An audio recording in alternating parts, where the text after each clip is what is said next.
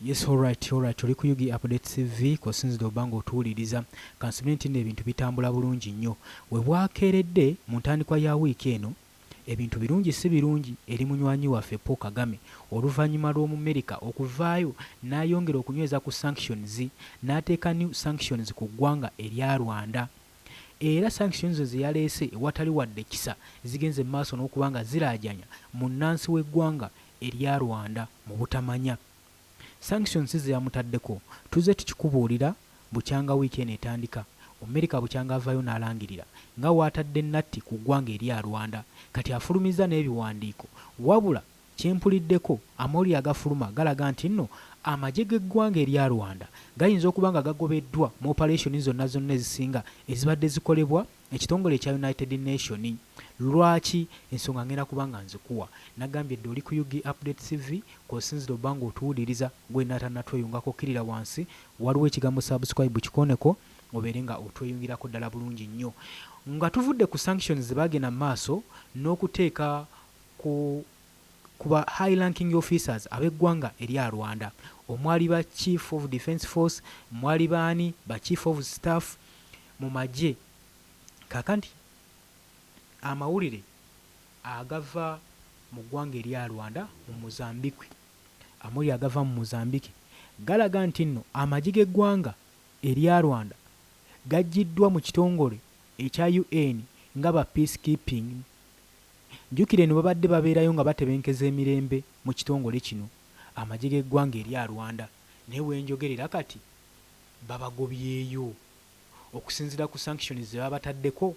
Omumerika ze babataddeko tezibakkiriza kusiisirirayo, tezibakkiriza kubeerayo, tezigenda kubaganya, zigenda kubeera nga zibamalako obwekyukiro. Oluvannyuma lwa Paul Kagame okuvaayo n'agenda mu maaso ng'alaga nti sanctions zino zibagenda mu maaso n'omuteekako tezimulya, kino nno kyayongedde Omumerika omulaga weewaga. Omumerika n'ayongera okunyweza ku nnatti. Jjukira mu ntandika y'omwezi guno Paul Kagame yavaayo n'agenda mu maaso ng'agamba nga yeegalira ssenta w'eggwanga erya US amuyambeko amukendeereze ku kibonerezo. Omusajja n'atuuka n'omulaajanira n'amugamba nti nno wekiba kale nga kisoboka, wekiba nga kisoboka kwata ebyobugagga oba mineral sites zennyina mu ggwanga erya Rwanda zisobole okuba nga zintaakiriza ku sanctions emugenda mu maaso n'okunteekako. Tetwalaba kwanukula kwa musajja mukulu ono senita w'eggwanga erya Amerika. Kakati amawulire agava mu nkuubo ng'oggyeko sanctions ze babataddeko saako n'okuba penalties ku bamu ku ba military officers mu ggwanga erya Rwanda, amawulire galaga nti nno amagye g'eggwanga erya Rwanda gaggiddwa mu mission ze zigenda mu maaso n'okukolebwa UN. Kubanga Mozambique egamba tetukyasobola kuba nga tubasasula nga tukozesa shift system ate ng'eno enkola ekwasaganyizibwa bannaffe ab'eggwanga erya Amerika. Bagamba tetukyakisobola, tetukyakiyinza, kiringa ekitumezze. Era nga solution gye tusigazza okukola yakugoba amagye gano ag'eggwanga erya Rwanda gave mu missions kubanga tetukyasobola basasula. Agamba system enquiringa payment system eno eyinquiringa oba ew'omwaganya okusobozesa abajaasi bano basasula. Eno system ekozesebwa na US banking system. Ate okusinziira ku sanctions ze babataddeko Mozambique egamba tejja sobola kubeera mu position kusasula magye ga ggwanga erya Rwanda mu US dollar, ate nga sente zino oba system eno ekozesa US dollar. Kakati nno ennaku ziddugalidde eggwanga erya Rwanda. Jjukira ekonomi y'eggwanga erya Rwanda eserebasereba era ng'ekibadde kimuyambako ennyo ye foreign aid zeno eva mu mawanga ag'ebunaayira saako ne bu missions buno obuva mu bitongole eby'enjawulo omuli ekya East African Community, South African Development Community, omuli ekya UN. Ebyo byonna byonna ebitongole bibadde biyambako eggwanga lino erya Rwanda okusobola okuba nga bafuna enkizi n'okufuna obuyambi babadde bafunira ddala obuyambi gwe mukwano gwange ali eyampuliriza. Bano ne bajjeno be yalonda babakubye dda envumbo, tebakkirizibwa. Era okumanya Omumerika yabadde mukambwe, yagambye na zino zonna zibalina assets, personal assets nazo muziteekeko envumbo, teri ajja kuzaakiseesinga eziri mu ggwanga erya Amerika saako n'agamawanga ge tulinako obuvunaanyizibwa. Omusajja bw'atyo yakabatemye, yabagaye tebagenda sobola. Kaakati okusinziira ku information eraga egamba nti amagye gano ag'eggwanga erya Rwanda gabadde gagenda mu maaso n'okukola missions ez'enjawulo mu kitongole kino ekya UN, nga bagenda mu maaso n'okutebenkeza emirembe. Kati oluvannyuma lwa sanctions gye batadde ku ggwanga erya Rwanda baagikubye magye gonna, ate sisitimu ekozesebwa okusasula amagye gano US dollar system gye bakozesa, shift system ekozesebwa n'eggwanga erya Amerika. Kati ne beesanga nga tebakyasobola kusasula nga bakozesa sisitimu eyo amagye gano agakoleddwako sanctions, era bagambye kigenda babeerera kizibu nnyo. N'olw'ensonga eyo tetulinawo option endala yonna yonna okuggyako Rwanda okwabulira missions zaffe, amagye baagagobye mu UN. Nga bwe nkugambye nti nno ekonomi y'e Rwanda ebadde egudde, ng'ekiyinza obbayambako foreign aids, obuyambi buno buva wabbali okusasula amagye. Ebitongole bino bibadde bibayambako nga basindika amagye gaabwe mu operations ez'enjawulo, mu missions ez'enjawulo. So kati bano ababa basindiseeyo be babeera mu buvunaanyizibwa bw'obbasasula, ndowooza olaba awo Rwanda baba bagiwewuddeko, paka Kagame baba bamuwewuddeko. Kaakati n'ebyobugagga badde babba mu Democratic Republic of Congo, eyo mu Eastern Democratic Republic, bibadde bibawa nnyo enkizo okusobola okustabolizinga ekonomi yaabwe. Naye kajjukira nti bukyanga Omumerika agenda mu maaso n'okutta ddiiru ne Felix Tshisekedi. Jjukira ddiiru eno yakolebwa abantu basatu nga ne Paul Kagame ow'e Rwanda mwali, kubanga naye ayina ebitundu by'asiisiriramu DRC.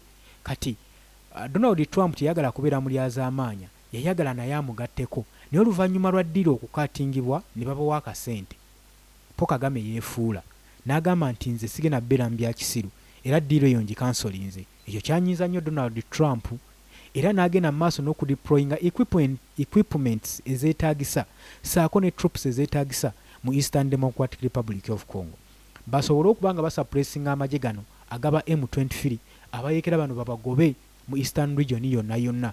Operations za Donald Trump zigende mu maaso n'okukola. Kaakati twabadde tuli awo abajaasi nga batandika okufaamu omu ku omu mu bayeekera bano aba M23 abalumirizibwa ennyo nti bano nno bagenda maaso n'okuba nga babaakingibwa eggwanga lino erya Rwanda. Kati bagenda babatta, babasenvula. Ekiri mu ggwanga erya DRC mu bitundu abayeekera bano aba M23 gye bawangaalira si birungi, emmundu etokota buteddiza. New system equipments, ebyuma eby'omulembe, drones ze baayiye mu Felix Tshisekedi zimuwa omwaganya n'obusobozi okufugaza abajaasi bano abayeekera ba M23 okusobola okubagoba mu bitundu ebya DRC. Kakati weesanga nga Paul Kagame tasigazza kyakuddamu, nga neno gy'abadde asibidde olukoba mu Eastern Democratic Republic of Congo, America ali mu mugobayo. Felix Tshisekedi agamba tojja kubanga otwala ggwanga lyange. Jjukira eggwanga lino babadde nga abaligabana, nga Felix Tshisekedi asinziirira mu Kinshasa okuba nga agenda maaso n'okufuga. Kakati Paul Kagame nga yeefuza ebitundu bino byonna okuva mu Goma, Bukavu, Buvuma, ebyo byonna byonna ebitundu ebisalaundinziddwa Korotani, Kobolts, byonna byonna nga abiwambye.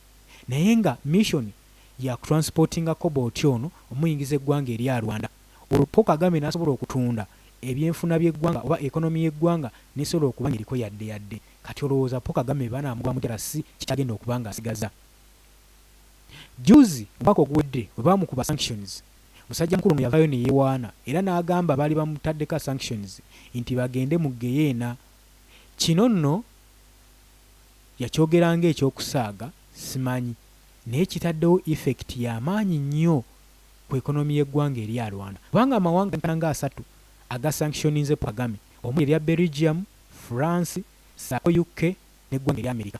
kati obwo n'obuyambi bw'obadde ojja mu mawanga ago bakusalako kitegeeza ensi yo oba togibaliridde, ensi yo oba omaze okuba ng'ogitunzeeyo. Kitegeeza Paul Kagame yadisaidinga wakati w'okubaakinga abayeekera ba M23 n'obuyambi bw'abazungu bano atwalako ki n'asalawo abaakinga abayeekera ba M23 ate nembuyeekera bamugobayo. Kati olaba nga abasajja akazannyo ke bamuzannya atagenda mu maaso nakategeera. Birungi si birungi ni munywanyi waffe.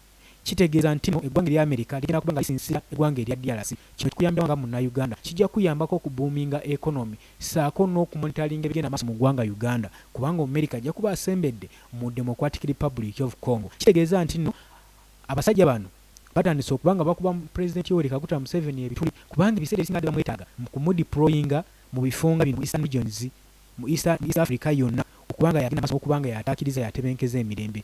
Naye bagenzi kukizuula ng'ate ebiseera ebisinga omwami ono yagenda maaso n'okubanga atankuula conflicts, ateeka conflicts mu mawanga gano.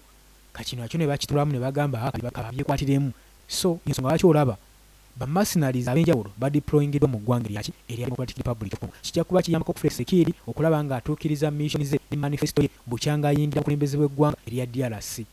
Obadde oli ku Yugi Update TV kubadde osinza oba ng'otuwuliriza abali e Bulaya mbalamusizaako nnyo. Nkimanyi ebintu tebitambula bulungi eyo, mbeera ya bweraliikivu, naye katongere mu maaso n'okubasabira baganda baffe abali mu mawanga, abali mu Middle East, abali mu masekkati g'olutalo. Katongere mu maaso n'okuba nga tubasabira. Mbagaliza olunaku olulungi mikwano gyange, mwera basharinga, commentinga, likinga.